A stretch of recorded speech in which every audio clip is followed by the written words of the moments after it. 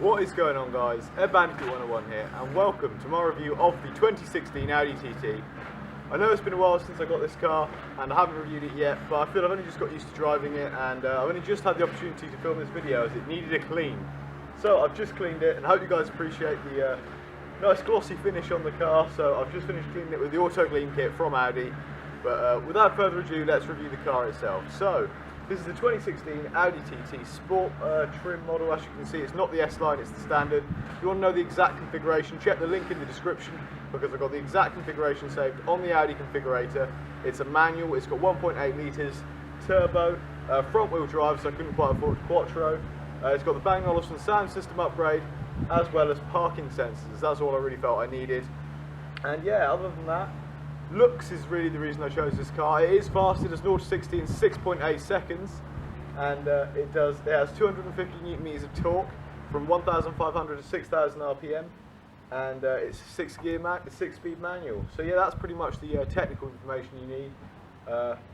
Other than that, it's got dual exhausts at the back. As you can see, I've got the adaptive spoiler out, which comes out at 75 miles an hour, or you can set it out whenever you want. I have it out quite a lot. And also, why I haven't done this review yet is because the weather's been pretty crap, and all of a sudden it's nice and sunny in England, which is a rarity. Yeah, so I've got 18-inch alloys on the car. I didn't opt for the 19s, I went with the standard 18s. I wish I'd paid the extra to get the R8 rims, but in hindsight I would have done, but I didn't think about it at the time, and I didn't, so maybe next time. In terms of cost, this is £28,000, probably equivalent to about 40,000 US dollars, and obviously you can get it on a finance deal like I did, or you can buy it outright. Obviously with the finance deal you pay a few £1,000s in premiums in terms of the fact that you're not paying it all back at once, and I've got an optional final payment of 15,000, 3,000 deposit, and then £350 a month as a heads up there price wise. So yeah, other than that, the interior is lovely. It's all leather and Alcantara. I've got the standard seats, but they're very comfortable. I'm probably a little bit bigger than average. I'm about 6 foot tall, and I find it very comfortable. However, I wouldn't recommend the vehicle if you are any taller than 6 foot tall. As my father's 6 foot 2, and his head was on the ceiling in there. It is technically a 4-seater vehicle. However, I really wouldn't recommend trying to squeeze 4 people in this car. It's, for all intents and purposes, a 2-seater coupe rather than a 4-seater, because unless you're putting children in the back, there is no space in the back for passengers. Other than that, that's pretty much the technical and personal experience with the car. How is it to drive?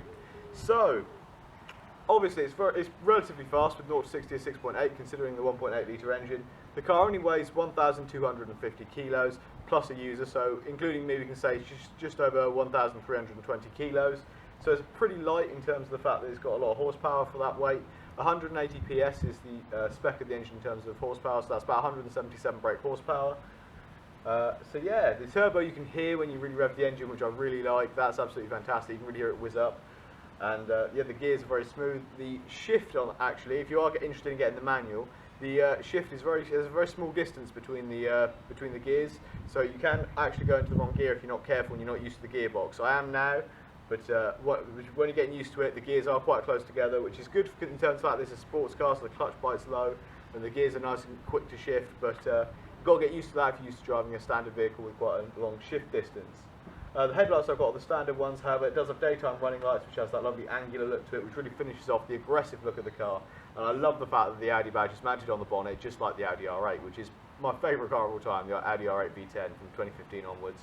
My favourite car of all time, which is why I love the aggressive look at the front of the car. And actually, I do prefer the sport trim to the S-Line trim, because while it is less aggressive, it rounds it off nicer, I think, personally. But yeah, without any further ado, let's have a look at the interior and see what you guys think of that. But yeah, turning circle's great, handling's great, it goes around corners like it's on rails. You can do 40 miles an hour in a tight corner, no problem. Absolutely fantastic. It's got a progressive steering wheel, goes completely straight. I haven't got any, it doesn't follow the camber of the road or anything, just goes completely straight. And the comfort experience, you can change, it has a dynamic select mode, which I'll show you in a bit, but you can change the suspension, open or close the exhausts, or use the engine in eco or dynamic mode, depending on whether you want to drive fast, save fuel, drive comfortably. But I've had the suspension firmed up for the majority of the time I'm driving it, with the exhaust sports open and the engine in max turbo mode, so it feels like you're driving more of a sports car. Well, this is less comfortable on the road. I quite like having a lot of road feedback, and the only thing I would say is negative about it is the fact that you do get a little bit of road feedback in the cockpit, and you can kind of hear the road a little bit, and it's quite loud. It isn't quite as quiet and separated from the road as most saloons would be nowadays. But anyway, yeah, driving it is really fun because of the fact that it sticks to the road so well. And what I think is good about it is if you're not an expert driver like myself, you really can take it around corners quite quick, and you really can have a lot of fun in it without being an expert at driving. And that's even with the front wheel drive model. It really gives you, the confidence to go around corners with a bit of speed. And I was quite surprised by that because most front wheel drive cars you don't have that. But because of the width of the tyres, they're 245s by 4s, I think, so they're absolutely massive. Because of the width of the tyres, you get a lot of grip. The traction control is fantastic, and you really can go around the corners with a bit of gusto and have a lot of fun in it. But anyway, onto the interior. So guys, the interior of the vehicle, as you can see on the side door there, we have the Bang & Olufsen sound system. We only have 2 window controls, as it's got 2 doors, so yep, there's 2 windows. You've got adjustments for the wing mirrors, as well as lock and unlock just by the handle there. Obviously it's fitted with a factory alarm system, which I believe is quite high end. And on the interior, as you can see, the seats are Alcantara mixed with leather, which is really nice. They're incredibly comfortable. They're like bucket seats, proper racing seats, absolutely lovely. And if you pull the seats down, you can see that in the back we have 2 more seats that are completely unusable due to the lack of legroom. However, they fold down to give you a very spacious boot, which I'll show you in a sec. So I put the seat back in place. We have an electronic parking brake, manual gear stick. That right there in the center is how you control the console mostly. It's a touchpad like a laptop, and it spins to go through select menus. You rest the keys down there, and the armrest can slide forwards and backwards depending on your preference. I have it all the way forwards, but each to their own.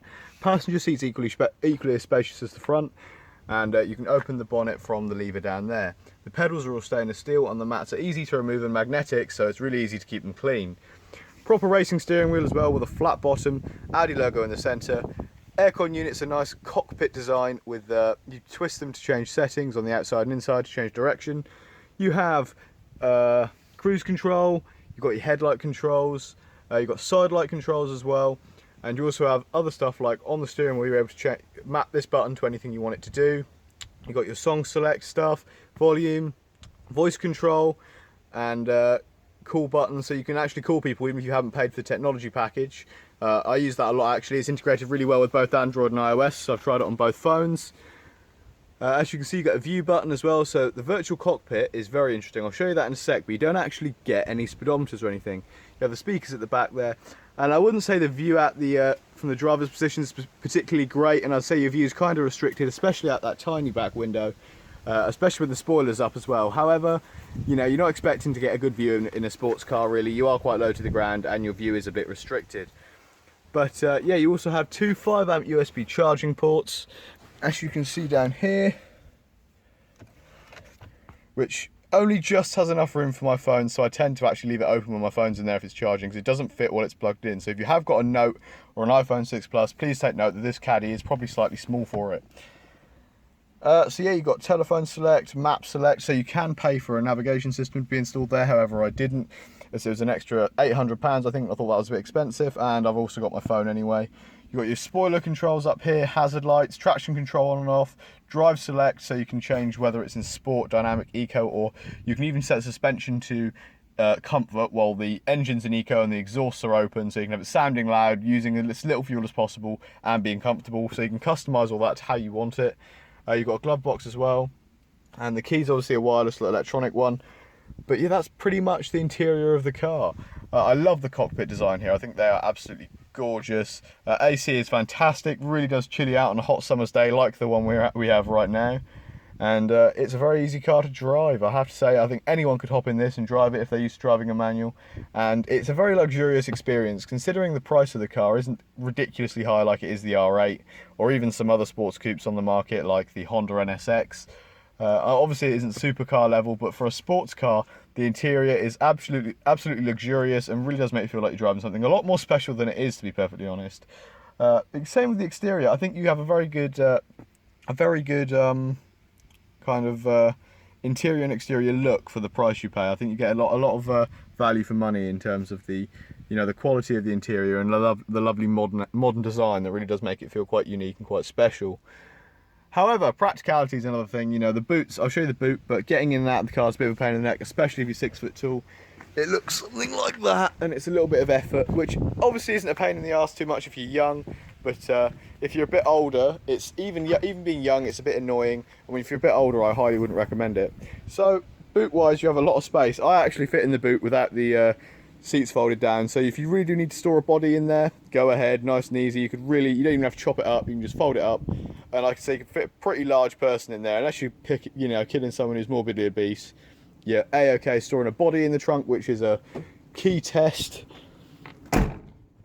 Exhausts are nice and big, you can fit your hand in them, as a lot of people do to test how large exhausts are. Yes, they're plenty big enough. And the alloys are another fantastic element, which I think you guys are going to want to see. Absolutely love those. So upon pressing the start button with the key in, you are greeted with this. So this is Audi's new Audi. It's not Audi Connect, so I didn't pay extra for that, but it's their virtual cockpit system. So you can customize this to how you want to have it. You can change the view. It's basically a whole entire working computer. Now this is a tech channel after all. This is a tech YouTube channel. So I'm going to talk a bit more about this than probably most of you are expecting.